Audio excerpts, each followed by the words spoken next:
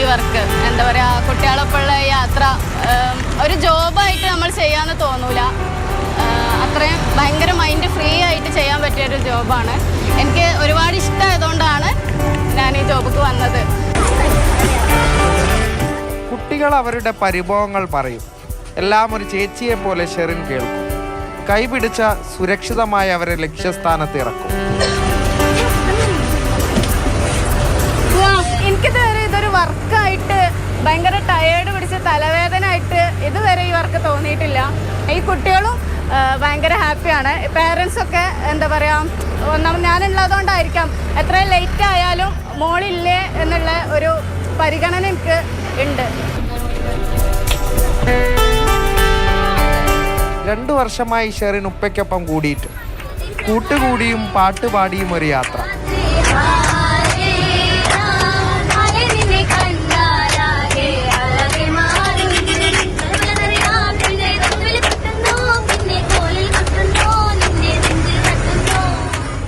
ഞാനിങ്ങനെ cleaner post വൈകിട്ടപ്പോൾ വെറുതെ ചോദിച്ചാണ് അവളെ പോരണമെന്ന്. അപ്പോൾ അതൊന്നും മടിച്ചാൽ പിന്നെ അവൾ പോയിരുന്നു. ആ കുട്ടികൾക്ക് എല്ലാവർക്കും താല്പര്യമാണ് ഇതിൻ്റെ വണ്ടിയിൽ യാത്ര ചെയ്യാൻ. ചില കുട്ടികൾ കഴിഞ്ഞാൽ പറയുകയാണ് ഞങ്ങൾക്ക് ടൂറ് പോകേണ്ട അനുഭവമാണ്.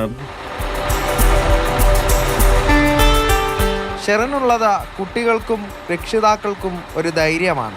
താത്ത അടിപൊളിയാണ്, ഞങ്ങൾ നന്നായിട്ട് കെയർ ചെയ്യും, പിന്നെ ഞങ്ങൾക്ക് നല്ല സപ്പോർട്ടാണ്.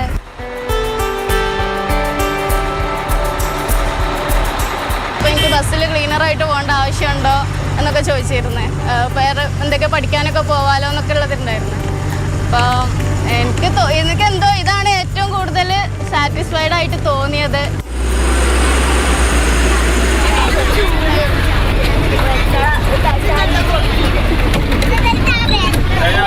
ഉപ്പയെ സഹായിക്കുക എന്ന ലക്ഷ്യത്തോടെയാണ് ഷെറിൻ ബസ്സിലെത്തിയത്. പിന്നീട് കുട്ടികൾക്കൊരു അധ്യാപികയെ പോലെയും സഹോദരിമാരെ പോലെയും ഒക്കെ ആയി മാറി.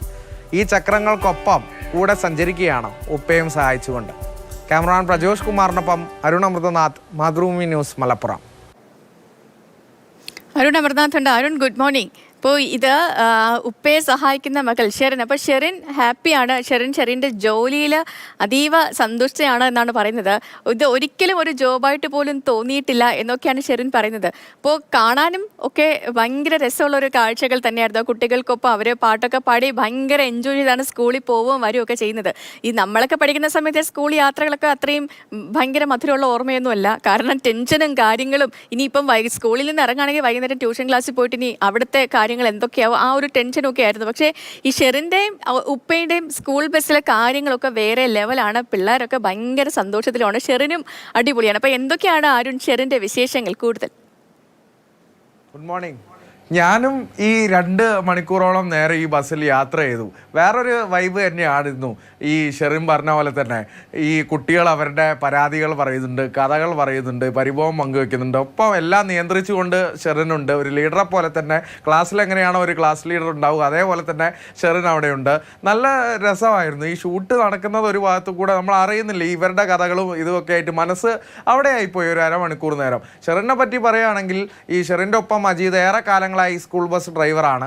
അപ്പോൾ ഈ 2 വർഷം മുമ്പാണ് ഈ ഒരു ക്ലീനർ വേക്കൻസി അവിടെ വരുന്നത്. അപ്പം മജീദ് ഇങ്ങനെ പറഞ്ഞു, എന്നിട്ട് മകളോട് താല്പര്യമുണ്ടോ ഒപ്പം കൂടുന്നതെന്ന് ചോദിച്ചു. അങ്ങനെ ഷെറിനൊപ്പം കൂടുകയായിരുന്നു. ഈ 2 വർഷക്കാലം ഈ ബസ്സിൽ രാവിലെയും വൈകിട്ടും ഷെറിൻ ഉണ്ടാവും. കുട്ടികളെ കൈപിടിച്ച് കയറ്റിയും അവർ ലക്ഷ്യസ്ഥാനത്ത് ഇറക്കിയും. രക്ഷിതാക്കൾക്കും ഒരു ധൈര്യമാണ്. ഒപ്പം തന്നെ കുട്ടികളും വളരെ ഹാപ്പിയാണ്. അവരുടെ വാക്കുകളിൽ നിന്ന് തന്നെ അത് വ്യക്തമാണ്, അവരുടെ സംസാരത്തിൽ നിന്ന് അത് വ്യക്തമാണ്. ഇവരെ ആകെ എൻജോയ് ചെയ്ത് ഒരു പാട്ടൊക്കെ പാടിയ ഒരു വൈബിലാണ് അവരുടെ യാത്ര.